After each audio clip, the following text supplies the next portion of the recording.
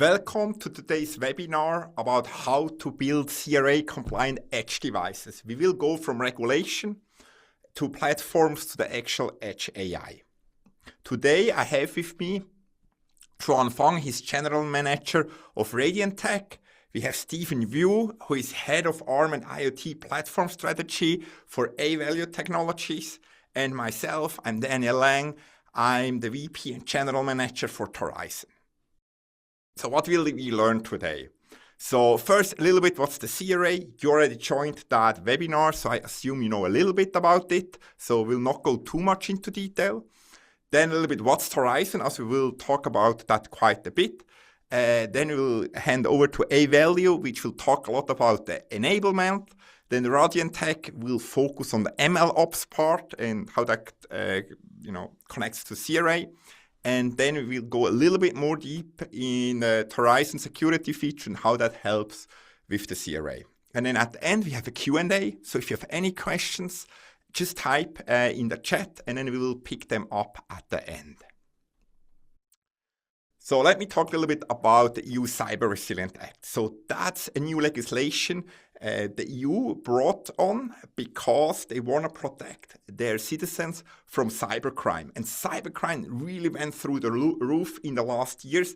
And there is unfortunately not a lot of incentive so far for device manufacturers like you to protect the end customer. So the EU came in and made this regulation so everybody has to comply. And I really recommend you looking at it, because if you do not comply, it's very serious. And here you can see a little bit what happens. So there are fines up to 15 million euros or up to 2.5% of your annual turnover if you do not comply with some of the major part of the CRA.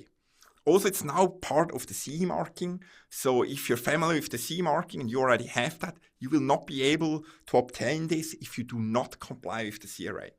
And that, of course, then you do not have access to the EU market, so a big market you will not be able to serve. So I recommend you take this serious and that you're joining our webinar today. I think it's a good start. We'll point you out how we can help you. And of course, this is not enough, but it gives you a good starting point. You can reach out and we can help you to comply. About the timeline, so the CRA is in force. But the first real requirements hit in a few months, in September, where you have some regulation about reporting and vulnerability reporting. Then the full force comes in 2027, where all the regulation will be impacted and the full penalties will be used. A little bit about the requirements. So there are a lot of requirements here, a little bit simplified one. So one very important one is you have to update your devices, because it's understood that there are always vulnerabilities, but the best way is to keep your device up to date. And you will have to do that now for 5 years or as long as you define. So if you define the product life time for 10 years, you will need to provide updates for 10 years.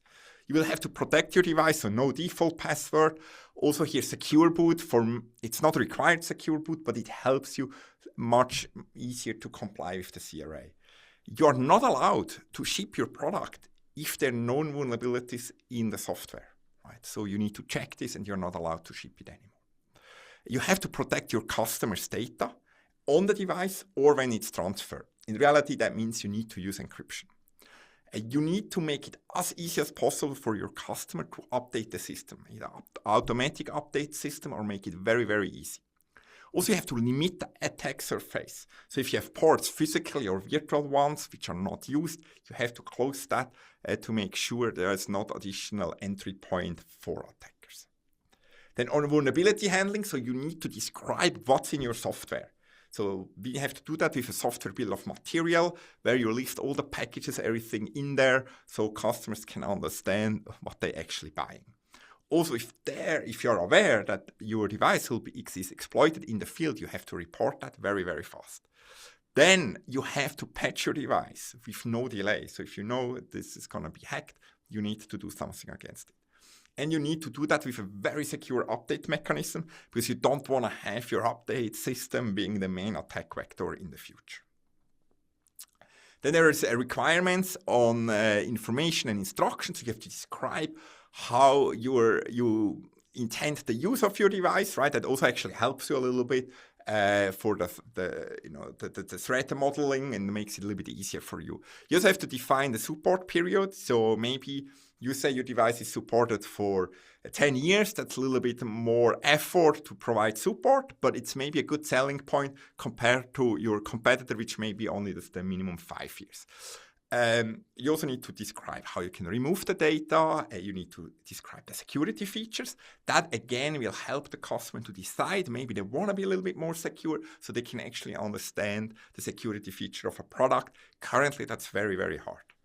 And here it says threat modeling and risk assessment almost at the end, but this is normally what you start with. So you want to actually understand against what threats you need to protect it, what's the risk, and you need to document that. So you don't need to protect against everything, but you need to really think about that and then protect against the one which makes sense. And as mentioned, it's all now part of the CE label, so that's rolled in there. Now, how Torizon can help. We will go later what Torizon exactly is. So for the moment, it's a software platform, right? But here you can a little bit here. So for Torizon, for the OS and the parts of Torizon, we provide an SBOM. It's an actionable SBOM. So if you are familiar with Yocto, you can create an SBOM, but you probably will have to put quite some effort in clean it up. In our case, you get a clean SBOM. It comes with an automotive grade over-the-air update system that was designed to protect against state-level attacks, and there is even DARPA had some challenges, tried to hack it and so on. It's very, very secure. When we introduced that, a lot of people thought, oh, that's an overkill for IoT devices, but nowadays we know that state-level attacks are daily business almost, and also a lot of the devices we focus, they're critical. They're critical infrastructure, in industrial automation or manufacturing line, but then we also have a lot of medical and things like that. Some of that medical is not part of the CRA, but they also look for very secure solutions. Then the vulnerability monitoring. So we built that in, so we are actually monitoring all the software we ship, but we're not just monitoring, we also analyze it. So if you scan a typical Linux stack, you will find hundreds of vulnerabilities, but most of them are not exploitable. So we help you to explain to non-security expert if you need to patch it or not. Then security by default, so Torizon makes it easier to use secure boot, encryption, and hardware features. And then we also have partner ecosystem that helps you if you need help with threat modeling, paperwork, anything else. And these partners, they know about Torizon, so they're very effective in helping you. Good. Then a little bit more about Torizon, where our people are. So we have really a global network. Here, I was a long time in Seattle. Now I'm located here in Switzerland. But as you can see, we can cover basically the whole globe. We also have excellent online resources with very good documentation. And I tried it out. You can even have AI reading the documentation and then, building stuff on top of Torizon. That also work. And you have a very active community forum where people help, even customers help each other. And these community forums are monitored by our engineers, so they can really help you. Good, then here kind of the target industry. Will not go to all of them, but what they have in common is they require high reliability, and that's kind of where Torizon really, really shines. It's designed with high reliability, high security use cases in mind. Then what's Torizon? So Torizon has several aspects, right? So we help different people in different parts of the development. So at the beginning, we have really the developer. So Torizon was really developed originally to help people from the Windows CE, Windows ecosystem move over to Linux. So we provide a ready-to-use Torizon OS operating system, but we also provide ready-to-use containers for machine learning, for UI frameworks, and we integrate that with Visual Studio Code. So there's a Visual Studio Code extension. So if you love to use your Windows PC, your Visual Studio, .NET, you can all use that. Right? So it's very nice if you move over from Windows, and we make you a very productive environment. You can debug like you would debug a desktop PC. Then we have this very secure over-the-air update system, But you can also do it offline, so you don't need to use the cloud. You can use USB stick, SD card, local networks, and so on. You can also deploy that on-prem. And even I talk a lot about security, and it's kind of the topic for today. Most of our customers even more concerned about reliability, right? If you have a manufacturing line, you have a robot there, you want to make sure that the robot doesn't go down. So we also built in a lot of recovery system, a lot of way to make sure your system is always up and running. If an OTA goes wrong, it goes back on the last known secure or reliable state.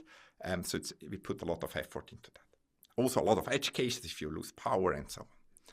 Then we also have a way to get information from the device monitoring. So for example, if the device runs too hot or runs out of memory, error messages, or the eMMC flash wears out, you get this information. Maybe somebody, did put something in update, they shouldn't, maybe they lock too much to the eMMC, so you get a warning that the eMMC will wear out. You can patch this, deploy a new update. So you can be very agile in your development.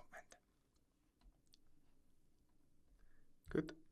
Then a little bit more about Torizon as an operating system. So here you see all the features, right? We talked already, remote update, secure, the device monitoring, remote access. You can also troubleshoot the device, and it uses the same secure connection as the update. So the one which protects against state-level attack, we also use that for remote access. Very convenient, but also very secure.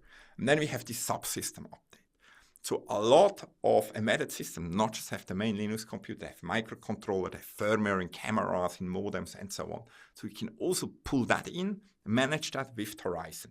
You can also pull in files, configuration files, calibration data, and machine learning models. And later we will see in this presentation how you can leverage that feature to do MLOps.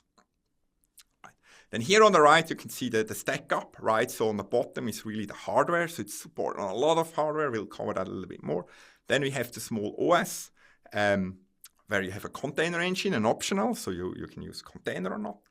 Is everything built with Yocto, everything open source. So if you're a Yocto expert, you can also modify it, adjust it for you. It's fully open. We also have a really nice path if you come from Debian. So you can actually use Debian directly. I will cover that a little bit later.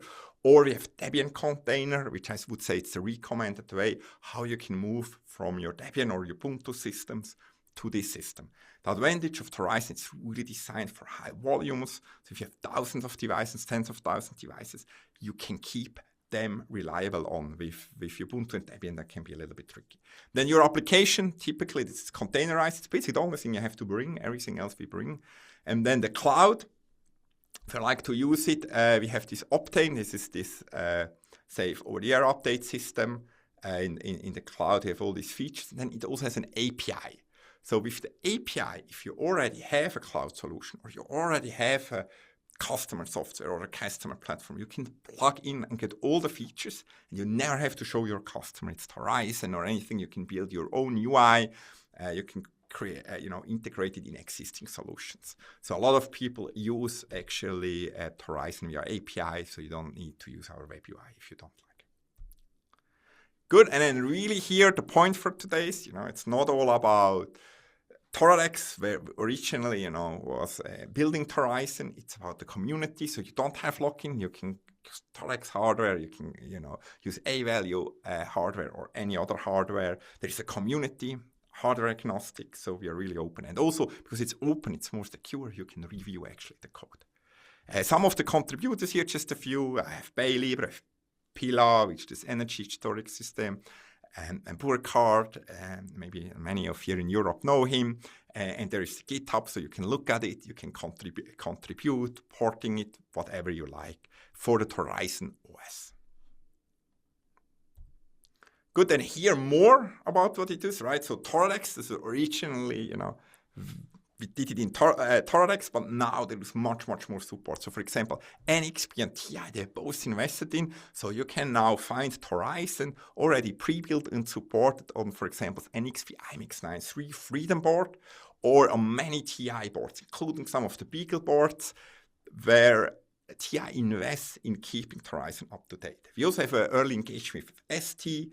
We have Debian, Ubuntu, we have ready-to-use devices, so Avalue also have a lot. You can have smart cameras, you can have HMI already with Torizon pre-installed, and basically your own hardware, right? Any hardware which can basically run Linux can utilize Torizon. Also Synaptics, so Synaptics, you can get it on their Astra, on their boards, like with the SL1680, but also even on the brand new, the 2610, we do have demos there how you can run that on Synaptics. NVIDIA Jetson, there's more coming very soon. You will get even more announcements. There's some basic support for Raspberry Pi.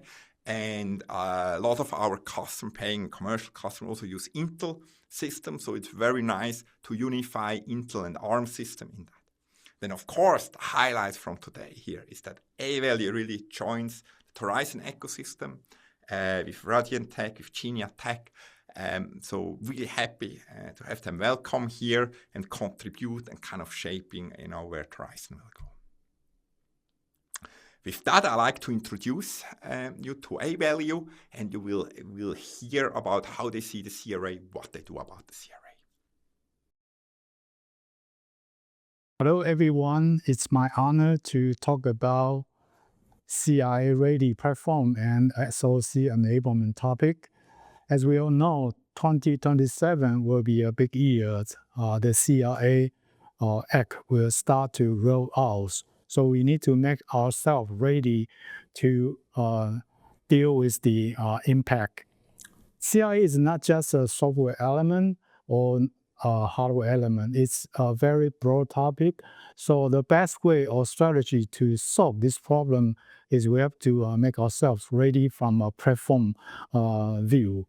What does the platform means? As we all know, CIA regulation need the product be very safe and secure. But that does not mean that you deliver a product with very robust software. You need to take care of the product shipped to the market and still keep the product fresh and reduce the risk over the time. So we definitely need a good platform to get rid of this kind of a trifle for every day's our life. So how to implement a really robust platform for CIA compliance? What Avalue implementation, we adopt a 3-layer of framework. Firstly, on the groundwork side, we had our organization and everyday behavior and process follow ISO 27001 practice. So with this every detailed documented discipline, we make sure our infrastructure, which used to our daily operation and used to develop the product, are very compliant to the discipline of the security operation. And second layer is we had the IEC 62443 compliance in the product layer. What does the IEC 62443 means to the product layer? This regulation defines every single step from the product concept to the requirement, to define the spec, and to design, to testing, and lastly to deployment. So the whole cycle must follow the strict regulation, how we prevent the security vulnerability. So this can give us a very robust design of the product. And lastly, after we finish the product development and deliver the product to the market, we still need to keep the product refreshed to prevent the new cybersecurity vulnerability attack our product. So we need some platform to help us to keep our device and software element up to date, real time, and over the air. We can keep update our device. So we adopt a Torizon secure platform. This involves 2 elements. The first element is the Torizon OS, and second element is the Torizon cloud service. With Torizon operating system, we can guarantee the device from after power on down to boot up the operating system and do every single step. The device can prevent the attack from the internet, from the physical handler in the device. And Torizon always give us very robust and full features manageability. You can register your device, disperse to the market, and manage the device with a single mouse click from everywhere and every time, anywhere and anytime. So with the 3-layer of a secure framework, so the solution delivered from Avalue, we can guarantee it's fully compliant to CRA. However, the CRA is very quick. We need to make ourselves ready to the CRA impact. So what Avalue provide is we had a broad range of product. Intel processor run Qualcomm ARM-based processor, run NXP processor, run Rockchip processor. So we had a broad range of hardware SoC platform. And secondly, we also had a robust and secured hardened operating system, which can be Torizon operating system or other compliant to Torizon cloud service operating system. So with all this together, we can deliver the feature that help our customer long-term maintain the product in real time, and we can deliver the essential information, including SBOM and all of the lifecycle, software lifecycle information. And we can also provide a very secure OTA update capability. And lastly, we can make sure the whole platform and the whole product are fully compliant to CRA. So with the robust Torizon secure platform and Avalue's broad range of product, what that means to customer first, you can freely from the CRA risk. There are still many people doesn't know very well about what does CRA means, what you need to do to comply to CRA. So with the Torizon secure platform and Avalue's hardened operating system and product support, we can make sure your compliance to CRA is ready. And secondly, as to prepare for CRA would be a huge effort, and maybe will take a long investment and time to get ready for CRA. So with the Torizon secure platform ready, you can free from this effort. You can quickly make sure your product can deliver to the market as soon as possible. And certainly, when you ship the product to the market and the product dispersed everywhere in your customer site, you need a very efficient way to manage this device. And so this platform can help you to seamlessly manage hundreds, thousands of devices in the field without any hassles. So all this together can greatly reduce your long-term operating cost and also maintenance cost.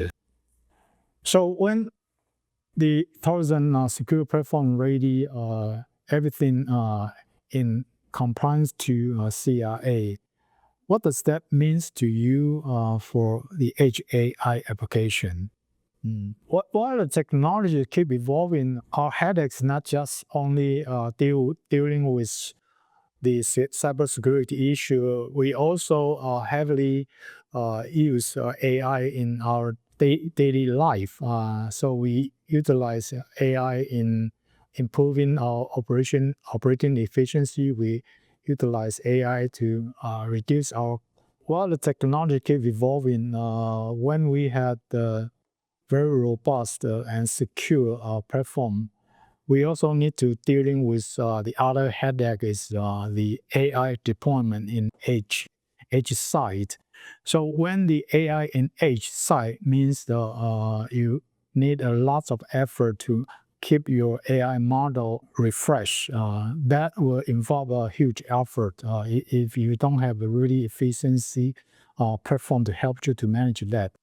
So with our platform, we will offer two very fundamental features for you and help you to make your edge AI device very sustainable. First is the cybersecurity issue is endless effort. So with a good platform, you can dealing with the cybersecurity issue in real time, and you can keep your device updated with minimal effort. And secondly, the AI models keep evolving. So every day there's a new methodology to improve the result. There will be a new AI model being need to deploy to the device. So with the management platform, you can quickly deploy the new AI model to the device by just a few mouse click, and this update can apply to every device in the field. So with these two benefits together, you can make sure your edge AI solution is really sustainable. So the next topic, Mr. Fang will give you a bit more talk about how we manage the AI evolution. Need to deploy to the device. So with the management platform, you can quickly deploy the new AI model to the device by just a few mouse click, and this update can apply to every device in the field. So with these two benefits together, you can make sure your edge AI solution is really sustainable. So the next topic, Mr. Fang will give you a bit more talk about how we manage the AI evolution. Thank you for listening. Hello everyone, my name is Jijun Fang. I'm very happy to share with you guys about Azure AI and the MLOps on the CRA-ready platforms.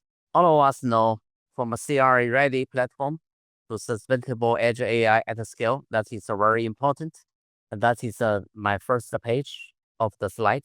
I think everybody here, they already know CRA-ready platform is a must-be as the foundation for the European Union countries. But right now, here's come a new challenge. The Azure AI introduced a new lifecycle challenge based on CRA-ready platforms. The AI models must evolve, but need to remain controlled. So sustainability matters more than one-time performance. That is where MLOps, machine learning operation, becomes very essential. Then why Edge AI needs MLOps at the edge? The reality of Edge AI at the scale, models must be updated over time, and as well as data and the environment involved. If there is unmanaged update, increase the operation risk as well as CRA risk. Machine learning operation enables sustainable and compliant Edge AI. All the models will be controlled and deployed, and they are traceable, the versions are traceable, and the maintained lifecycle will be done. That is to say, without MLOps, Edge AI does not scale and does not comply. Next page, let me show you how Radiantek's Edge AI and MLOps architecture looks like. You can see it's a closed loop, audible management from development to deployment. It's a very simple cycle. The version is controlled and will be deployed and updated. Where is the monitoring in the cycle and trigger the rollback when it's needed. is a very simple and clear CRA-ready platform foundation based on the secure update, device lifecycle management, S4 controlled, and all the auditability is done. What is the benefit to the customers? All the Edge AI starts from the POC, but what Radiantek can provide will beyond the POC. The models can be updated, compliance and the operations are aligned. So from the CRA-ready platform, MLOps lifecycle controlled, that is the foundation, up to the operation value, the safe update, predictable operations, compliance-ready deployment, up to the business outcome. That is the scalable and the sustainable Edge AI you can get. So the last page is very clear. I will state here, sustainable Edge AI. That is a CRA-ready platform and the machine learning operations together with the security and the lifecycle control. That is exactly what the embedded industrial are looking for. Sustainable Edge AI with the scalable, compliant, and the long term. That is what makes Edge AI scalable, useful, compliant, and sustainable. That is what Radiantek is providing. Thank you. Okay. Thanks so much. With that, I would like to go a little bit deeper into Torizon security feature. Right. So with Torizon, we really try to simplify the security. So for you, it's easy to comply with the CRA. Right. So first, how we do that, we simplify the access to the SOC feature. It depends a little bit how good the support is on the SOC, but SOC we have deep integration. We really highly simplify that. We do full stack hardware protection, so we not just do the bootloader or the root FS. We now go even to the containers. We do the CV monitoring, as mentioned a little bit before.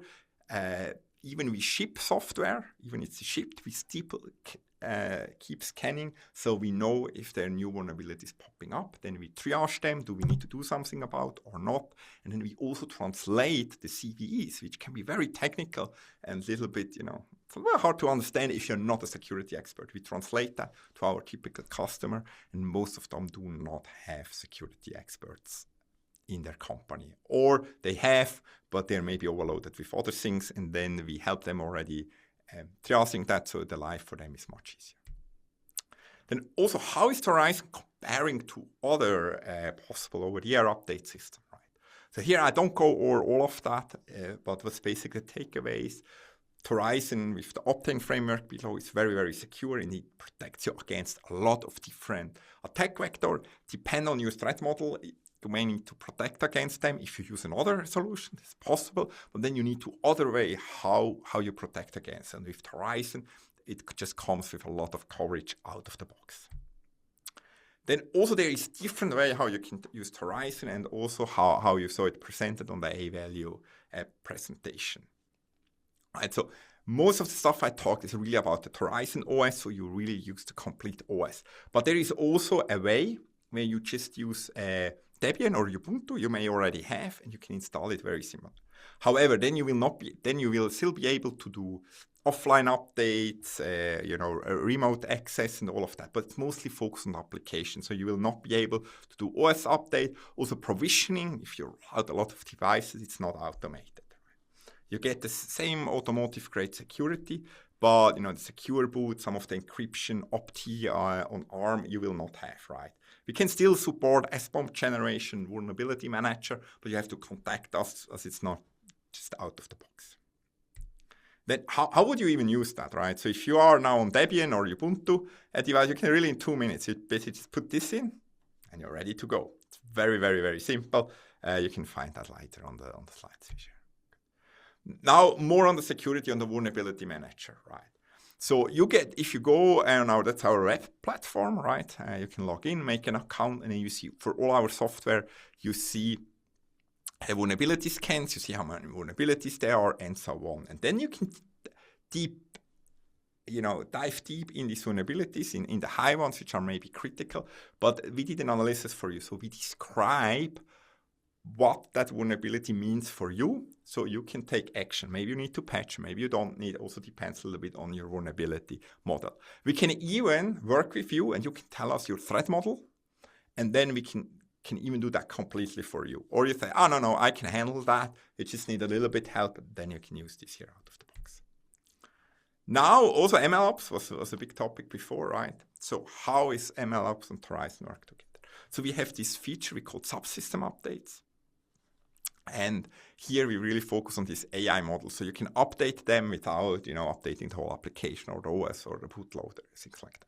Also, a lot of our customers use the same feature for other things like microcontroller, right? So a lot of the, for example, IMX 8s, 9s, all of this, they have other microcontrollers in there. You can update them. You can microcontroller on your carrier board or other system, camera, firmware, and so on. Or configuration, calibration data, media files, and so on. But today, let's focus on AI model. Also, what's important to understand, we by default use containers. You don't need to use that, but it's highly recommended. And in the containers, not everybody knows that, you get full access on the MPU, GPU, cameras, all the hardware. So you get the best performance even inside the container. And we're putting a lot of effort in there to make this super performant. Also, the nice thing about container, a lot of the machine learning engineers, the AI engineers, they know about that. So you don't need to be an embedded Linux expert to develop AI stuff on Torizon. It's very good. Makes it much easier for you to collaborate with other teams with AI experts. Also, you get with Torizon already a highly secure and robust OTA system also for your machine learning network, because many times the machine learning models are very critical. You don't want to lose the weights. This is maybe you worked on a lot. So here you can protect that. Also, you don't, of course, want to break anything. So everything we already did, covering for edge cases, right? You lose power or internet connection or some kind of corruption, everything. We thought about all of that, and we have a lot of customers using Torizon. It's really proven, so it's a rock solid system. You can start an update on Friday evening, go enjoy your weekend. If you come back, you don't on Monday, you don't need to be worried that you have 1,000 calls from your customer because you brick their devices. And it's also easy to customize. Don't go here too much detail how subsystem updates work, but it's easy to integrate. You can add that to your ML toolchains. Good. With that, I would arrive to our Q&A. So let's see if there are any questions. Good. So we arrived at the Q&A. Just a repetition, make sure you type your questions into the Q&A field. You should see that in the webinar panel, and then we will pick them up for you and try to answer that. If you cannot get through, we will follow up with emails. Good. So let me start here. I have heard threat model many times. What does this imply? So maybe I can take this. So for the CRA, you need to protect your device, but you don't need to protect it against everything. So you need to think about the use case of your device. If your if your device doesn't have a USB port, you don't need to protect against attacks via USB, right? If your device, you can guarantee it's in a locked room, that may simplify it a little bit, right? Then you need to think who will attack your device. Or you only need to worry about remote attacks, maybe like, the device is really not accessible because in a locked room or otherwise like mechanically protected, right? So maybe you only need to worry about remote access, and then, has it a display, what kind of ports are exposed, and all of that.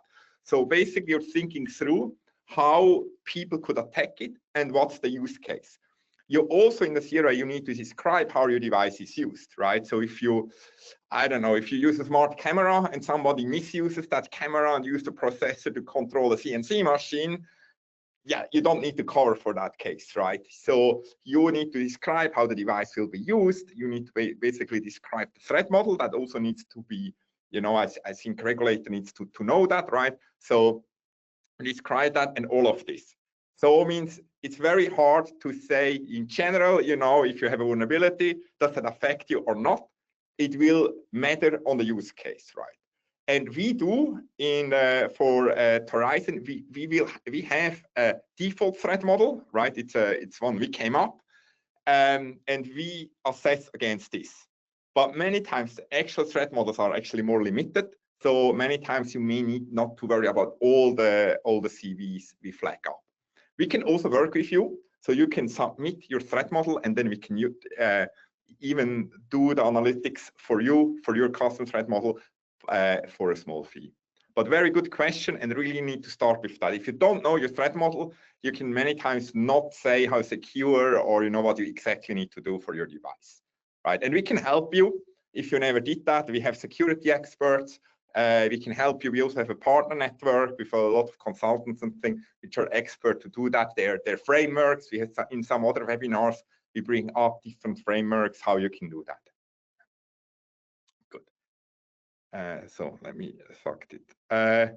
Then is automatic update OTR required by the CRA? Kind of. So it needs to, I think it says by default kind of automatic, but it says basically on the same line, it also needs to be disabled, right? So the main point I think what the CRA wants to achieve is you need to make it easy for the customer, right? If you say, hey, you have your coffee machine, and to update it, you need to connect your laptop, and you need to type this in the command, and then do this, and then download this file, and do this, and this, and this, right? It's probably not easy, and a customer probably never going to update their coffee machines because it's too complicated, right? Again, I think it's a little bit use case depending, but kind of by default, you should go for automated one, just make it as easy and kind of dummy proof for your customer as possible. Good. And then here, okay. Does Torizon provide tooling to extend the SBOM on customization applications built upon the Torizon platform? Can this be generated with our own on our own premise? Yeah. So maybe a little bit more about Torizon vulnerability management, right? So internally, we use also open source, tools to generate the SBOM and to do some of the vulnerability management. We are very happy, to talk about that and show you that, and even maybe help you replicate that. Then what we do in the Torizon, web UI, we show it very nicely, and we add some information. And the SBOMs, there are different formats.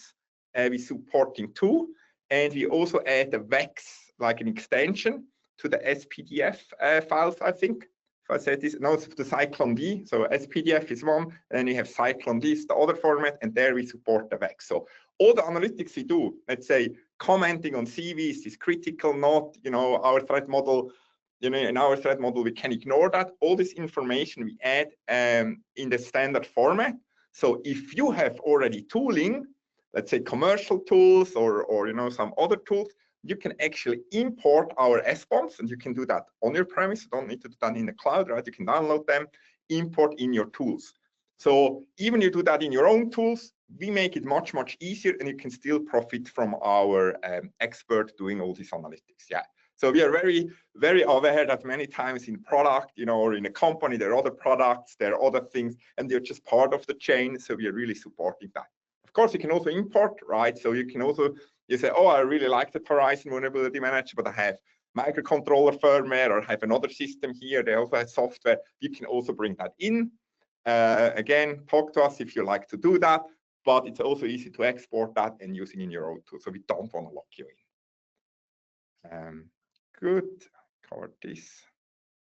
Then speaking of hardware ready for CRA compliance, many suppliers now recommend their own security element device. While a few years ago, TPM was used for security assurance. Can you compare secure element file with TPM? So again, it kind of comes back to the threat model, right? So we see a few things, right? There is even more TPM, so there's firmware TPM. There is also all the SoC, like I'm very familiar with the NXP and the TI chips, right? They have secure memory, they have encryption things, and so on. And then what you exactly need, it really depends a little bit on your threat model. I would say in most cases, I see the internal hardware security feature of these systems are enough. Also now new IMX 9.5 is something called Secure Enclave, and so on. So that's kind of the, like I would say step one, right? Then if you really want to go TPM thing, because maybe software is firmware TPM, so you even can use the ARM system to emulate a TPM, right? But then, of course, you go for a real TPM, and many products, I think from Avalue and so too, but also from Toradex, we can even assemble a TPM. And the nice thing, TPM is standard, so you're now supporting TPM 2.0. So many times for the software, that makes it a little bit easier. And then the last, the most secure one is you have a dedicated external secure element. Many of them can also appear as a TPM, but many times have additional features that are even more secure, and have some other specialty, provisioning, sometimes special, and we can work together with that and integrate that. But I think what I see the most, I mean, to be honest, a lot of people would use nothing, right? On x86, of course, it's TPM, but a lot what I saw is they use nothing. Now they begin to use the internal ARM SoC. And I don't know if, just jump in if you have more information on TPM versus secure element. Good. The current Avalue hardware all ready to use Torizon OS. So basically, what's the Avalue status, right? So if I buy Avalue, how can I get started with Torizon? Is that already pre-installed, or where are we there? Stephen, maybe. Oh, okay, let me answer this question. Okay, Avalue has been working on the hardware product for many years, but we also, especially on the ARM platform, we do a lot of customization, especially OS porting for customers. So to react to the CRA requirement, we did a lot of effort, including integration with Torizon OS and Torizon Cloud Service. So Torizon OS will be a very important strategic action. So we will make sure the hardware product we had, including x86 or many others ARM platform, including like Rockchip, NXP, of course, and MediaTek, Qualcomm, are all friendly to the Torizon OS. But we all understand there are some case customer maybe not really ready to Torizon OS. So we had worked closely with the Torizon team. We provide the Connect, which is the fast track. So whatever operating system you currently deploy, so you can still use it, and through the Connect, Torizon Connect, you can build a bridge to the Torizon Cloud Service. So that's pretty much what we help customers to build the CI compliance. Yeah. So to summarize today, the Torizon connector, right, the one I showed there at the end, is ready to go, right? This works. And then also if you use like IMX-based stuff, it should be very easy because that's very good support. And then on the roadmap is more like rock chips and other chips that are coming, but we work here very close together. Good. Then next, could you inform about royalty fee Torizon if I have to calculate it, number of nodes and so on? So very good news. Zero traditional royalty. Torizon OS is open source. You can use Torizon OS, you know, as you use Linux, right? You can contribute, use it, modify. It's very nice. If you like to use the cloud, right? Then we have a cost per device per month, and it's so we have a developer license. It's like $2,500 per year, covering like 50 devices just for development, as many developers as you want. And then the cost is anywhere from, I think, around $3 per device per month down to, I think, 30 cents in the typical range, right? And of course, it's volume discount, 30 cents per month per device. But I mean, there's volume discounts and things like that. So we can work on you. Also depends a little bit what kind of features you need and so on, right? But for the OS, you can you can even go start provisioning your devices to the cloud and just ship them and have it as an insurance, right? So you don't need to pay. You only need to pay when you begin to use the cloud. So you can really kind of do almost an insurance. Just do it. It's out there, and you know you have it ready in case you need it. How does this work for medical devices? So medical devices are excluded of the CRA, But the reason they're excluded is because there are already very strict requirements for medical devices, right? FDA, MDR, and so on. So a lot of the things, you know, Stephen, Chu, and everybody here talked about is also applicable in some way for medical, right? So, and in medical, I mean, I'm in this business for long. It's kind of a crazy change, right? Because so far, when you did a medical, at least what I saw our customers doing, they did software, they tested it very, very well. They produced a device and then they shipped it. And one value of Toradex or other embedded vendors is we can ship the same hardware for very, very long, 10 years, 15 years, right? So they really appreciated that because they didn't change the software, they didn't change the hardware, so they didn't need to certify. Now, it kind of changed 180 degrees. Now, the same people who told you, you know, if you change anything on the software, you have to recertify, say, yes, but if it's a security bug, you have to fix it super fast. Right, and there are videos, it's on the Torizon website, where the FDA even teaches doctors and laboratory people, you have to update your medical devices, right? So now it changes, of course, there's new, I forgot the forms, right? So there's new forms that you don't need to recertify everything, right? But it's a very, very interesting cybersecurity in medical. We also, there is a white paper on www.torizon.io you can download where it's more about the secure medical. And again, Stephen, Chu, if you have anything to pitch in about medical and security and you know how you handle that, feel free. Okay, to my understanding, there are one very critical requirement for medical application is you have to exposure these software elements information. In our term, that is SBOM. So all of the people handle the device has the exposure and has a clear picture about the risk. So SBOM is very important foundation for this requirement. So in the Torizon platform, we do exposure all of the software components through the SBOM in industry standard format. So everyone involved in the medical application risk assessment, they have the foundation to do that, to finish that critical job. Very good, very good. Then next one, any customer using Torizon OS to update the x86 BIOS in the field?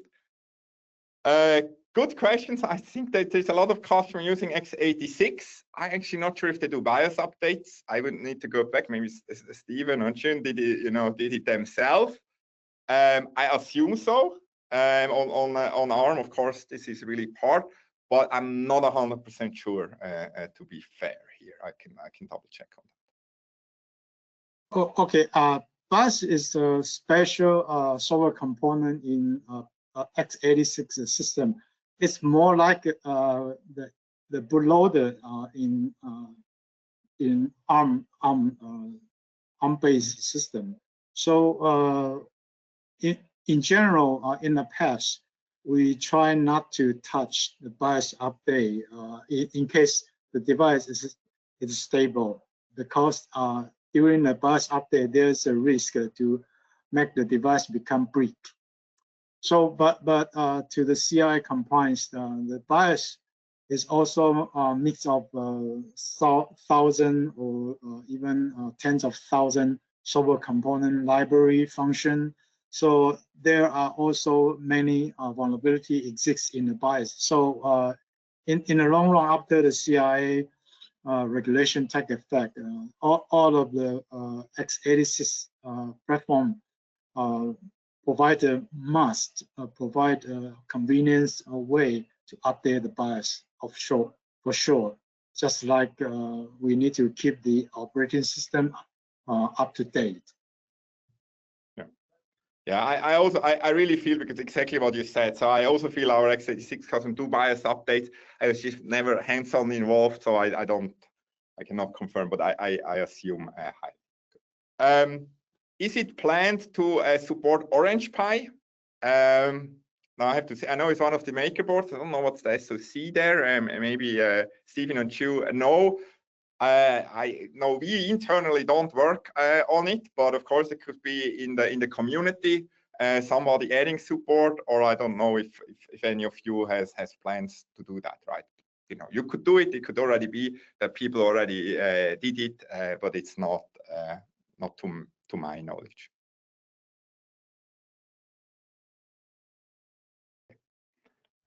How do secure boot ensure CRA compliance in edge devices? So secure boot itself doesn't, you know, get you CRA compliant, right? It's one piece of many, but secure boot makes it very hard to run any software on the device which is not signed by you, right? And that makes the threat attack vectors and things much easier. And the CRA also has a wording that you need to protect the integrity, basically the functionality of the device, right? And so this really makes it very hard to modify the or, you know, put software on there not signed by you. So this makes it just very easier. And then in the threat model, you can get a lot of the threat vectors solved. But secure boot by itself, it's not giving you CRA compliance. How deep manufacturer have to go with respect to CRA? ISO 27001 level. Yeah, so ISO 27001 is more about the company, about your processes, right? Do you have locked doors and things like that? So, you know, we are, for example, certified for that.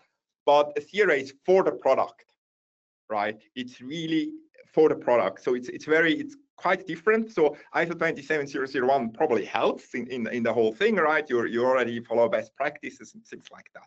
But it's a little bit different because one is more focusing on the company, right? You get the ISO 27001 for the company, and you get the CRA for the product.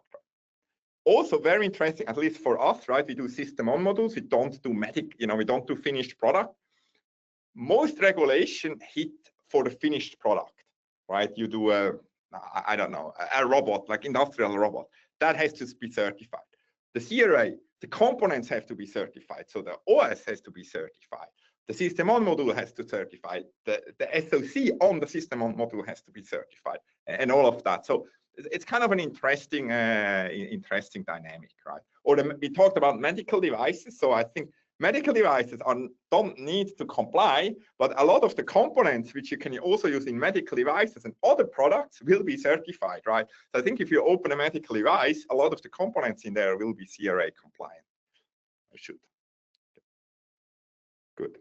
How does CRA apply to railway and tramway environment? Is it applicant to a central supervisory system and or wayside safety related devices? Or does this different device have different CRA requirement? Oh, that's a very good question. So it's possibly that there is an exception because medical devices are excluded, avionics is excluded, automotive is excluded, or because they already have very thing.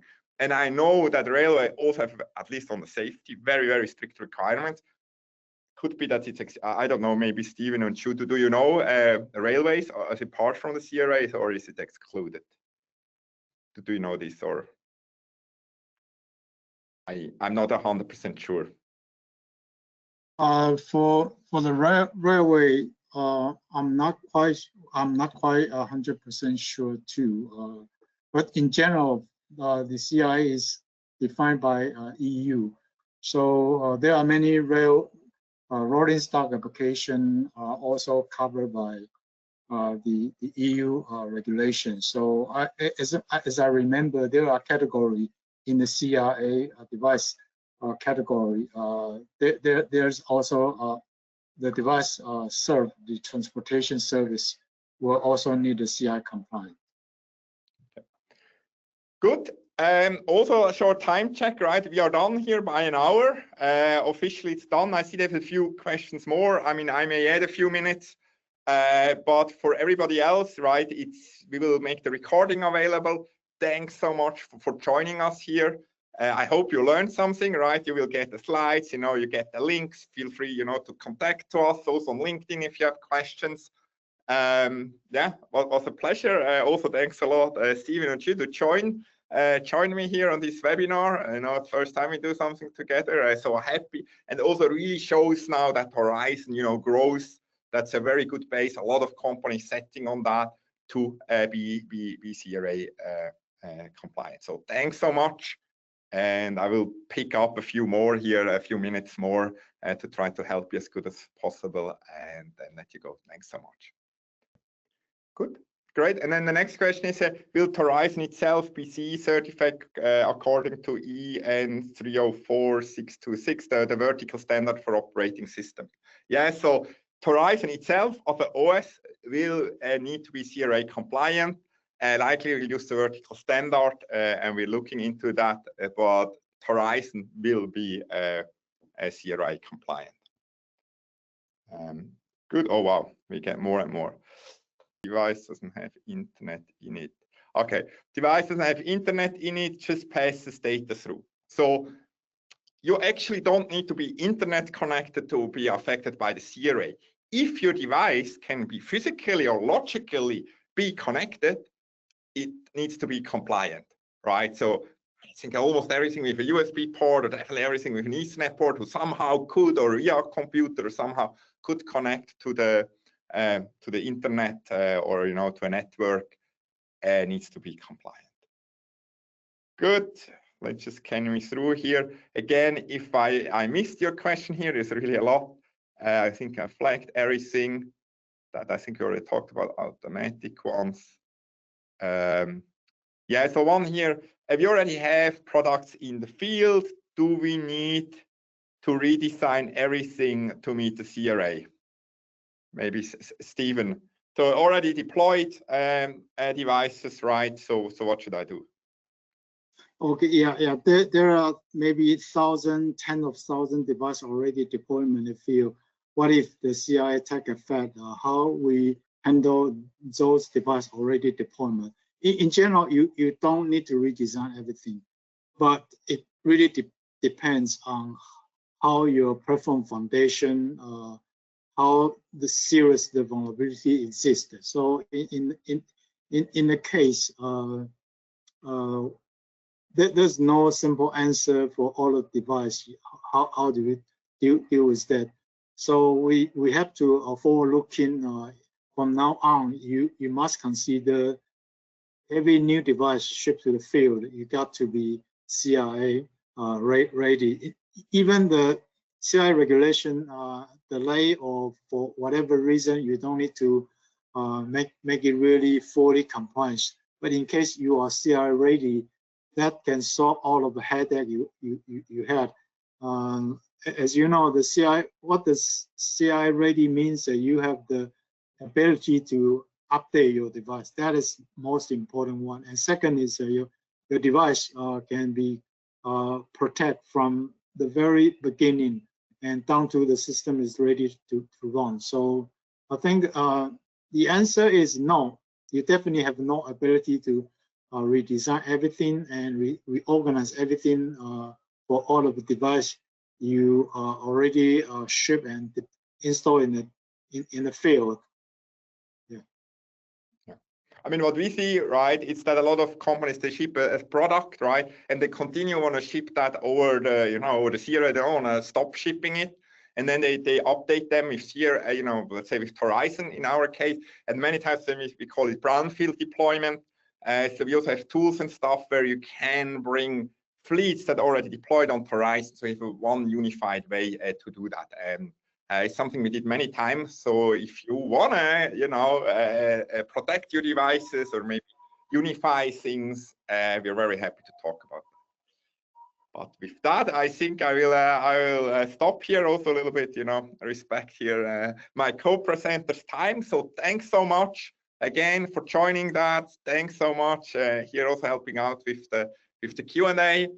And yeah, reach out if you have more questions. We know that this is not enough. But we have experts. We are all also affected by ourselves, right? You all need to comply too. So it's a very interesting topic, and we will be very happy to talk to you and help you and make it easier for you to get through the CRA. Thanks so much.